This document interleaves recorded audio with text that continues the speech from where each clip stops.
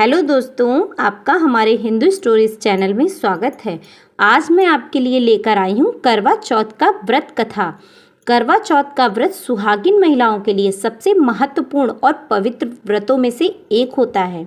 यह केवल एक परंपरा नहीं, बल्कि पति पत्नी के अटूट प्रेम और विश्वास का प्रतीक होता है। करवा चौथ का व्रत कार्तिक मास की कृष्ण पक्ष की चतुर्थी को मनाया जाता है। करवा का अर्थ है मिट्टी का पात्र और चौथ का अर्थ होता है चतुर्थी। इस दिन महिलाएं अपने पति की लंबी उम्र और लंबी आयु, स्वास्थ्य और सौभाग्य के लिए निर्जला व्रत रखती हैं। यह व्रत भगवान शिव, माता पार्वती, कार्तिकेय और गणेश जी को समर्पित होता है। आइए दोस्तों, मैं करवा चौथ की कथा को कहती हूँ। इस कथा को सुनिए आप, या फिर इस कथा को आप कह भी सकते हैं। बहुत पुरानी कथाओं में से ये एक और कथा है। एक ब्राह्मण के 7 बेटे और एक पुत्री थी, जिसका नाम वीरवती था।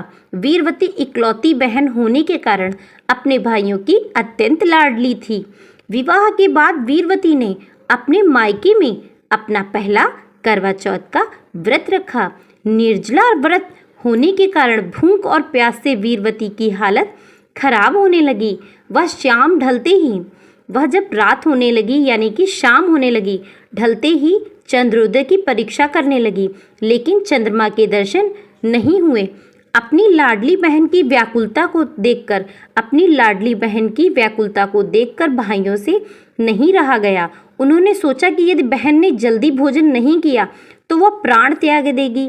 भाइयों ने नगर के बाहर एक पीपल पर दीपक जलाकर उसके पीछे छलनी रख दी, जिससे वह दूर से चंद्रमा जैसा दिखने लगा।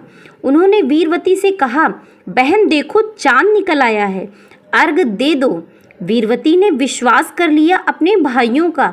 उसने जरा सी भी देर नहीं लगाई सोचने में कि इस टाइम चांद कहाँ निकलेगा, इस समय चांद कैसे निकल सकता है, और अपने भाइयों पर उसने विश्वास कर लिया। उस नकली चांद को ही अर्घ देकर जैसे ही भोजन का पहला निवाला मुंह में डाला, उसे छींक आ गई।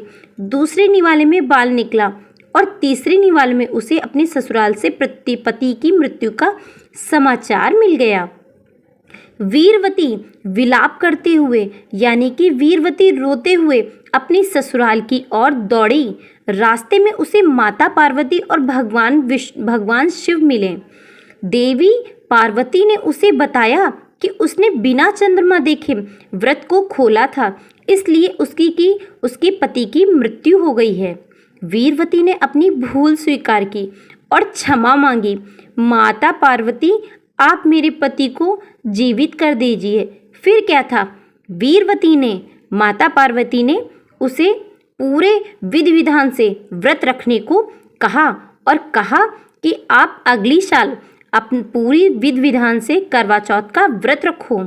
वीरवती ने पूरे साल श्रद्धापूर्वक चतुर्थी का व्रत किया और अगले वर्ष करवा चौथ पर नियम पूर्वक पूजा की। उसकी भक्ति से प्रसन्न होकर भगवान ने उसके पति को पुनर्जीवित कर दिया। तभी से करवा चौथ का यह व्रत अखंड सौभाग्य की प्राप्ति के लिए प्रचलित होता है। कभी कभी हम इसे सूर्योदय से पहले उठकर सास द्वारा दी गई सारगी का सेवन भी करते हैं और यह कथा संपन्न हुई। कुछ इसमें पूजा की विधि भी है, जो सूर्योदय से पहले उठकर सास द्वारा दी गई सारगी का सेवन करें, सुबह स्नान करके व्रत का संकल्प लें और पूरे दिन निर्जला रहें।